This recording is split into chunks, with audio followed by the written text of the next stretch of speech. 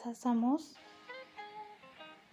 Tasty মশলা আধা চা চামচ দিয়া আগে ভালো করে শুকনো উপকরণগুলা মিক্স করব।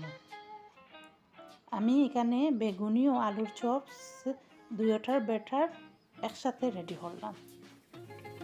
এখন একটু একটু পানি দিয়া আলতোভাবে ব্যাটারটা রেডি করব।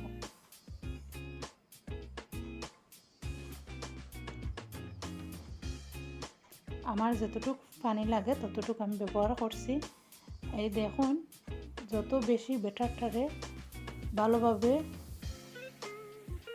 মিক্স করবা তত বেশি ব্যাটারটা খুব সুন্দর হইব। বেগুনি এবং আলুর চপস ব্যাটারের উপরে নির্ভর করে।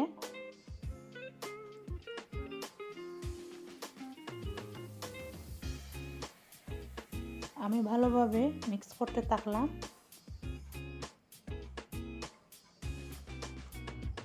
আমার ব্যাটারটা প্রায় রেডি হয়ে গেছে। এই দেখুন, ব্যাটারটা সব কিছু মিক্স করতে করতে আঙ্গুল দিয়া দেখাইলাম আমি। এই দেখুন, আমার আঙ্গুলে লাগলে বুঝবা যে ব্যাটারটা রেডি। এখন আমি রেস্টে রাখবো। এখন আমি আগে থেকে সিদ্ধ করা আলুটারে ভালোভাবে ভাঙ্গিয়া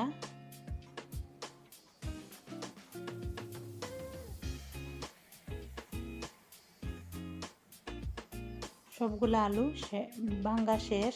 এখন আমি পেঁয়াজ কুচি দিলাম, কাঁচামরিচ কুচি দিলাম,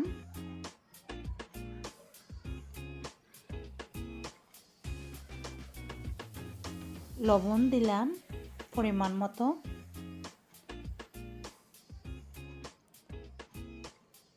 এখন দিলাম সরিষার তেল পরিমাণ মতো। সরিষার তেলটা দিলে আলুর ডোটা ভালো হইব বা খাইতেও অনেক সময় ভালো লাগে। আলু ভর্তাটা আমি ভালোভাবে মিক্স করিয়া এখন আমি ধনিয়া পাতা দিয়া আবারও মিক্স করলাম আলুর সাথে। এখন আমি তেল একটু দিয়া যাতে হাতে না লাগে আমি এইভাবে গোল গোল করিয়া শেপ দিলাম।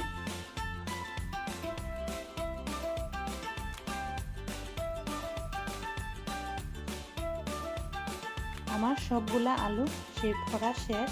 এভাবে আপনার ফ্রিজেও সংরক্ষণ করিয়া খাইতে পারবা।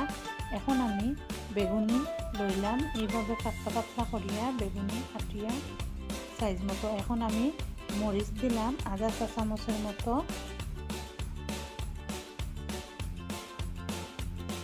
লবণ দিলাম 1 চিমটির মতো।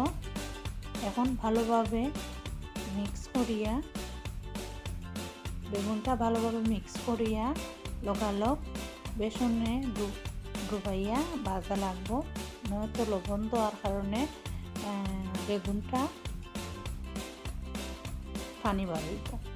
এখন আমি চুলাতে গেলাম, গিয়ে তাওয়াটা তেল দিয়া ভালোভাবে গরম করলাম। খুব বেশি গরম হইতে হইব। আর এইভাবে বেগুনটা বেসনের মাঝে ডুবি ডুবি এখন আমি তেলে এক এক করিয়া সবগুলি বেগুন, কিন্তু জিগি করে দেওয়া যাইত না, একটু ফাঁক ফাঁক করিয়া বেগুনগুলা দিবা, তাহলে বেগুনগুলা বাছতে অনেক সুবিধা হয়।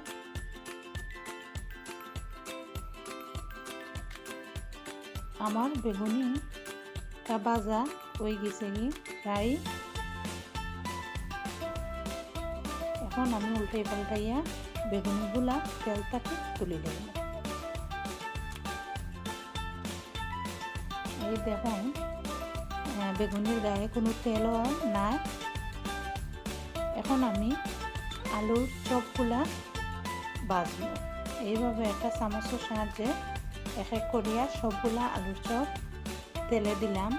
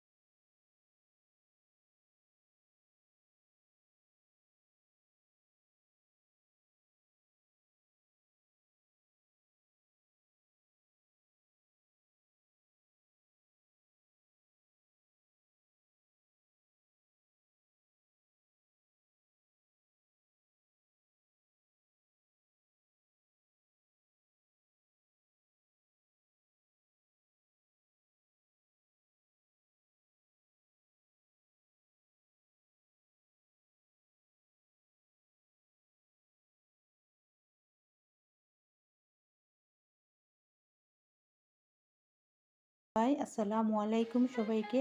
আল্লাহ হাফেজ।